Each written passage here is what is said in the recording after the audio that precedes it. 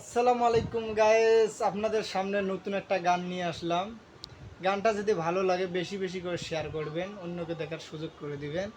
আউলা ঝাউলা গান ভাই, দেখেন।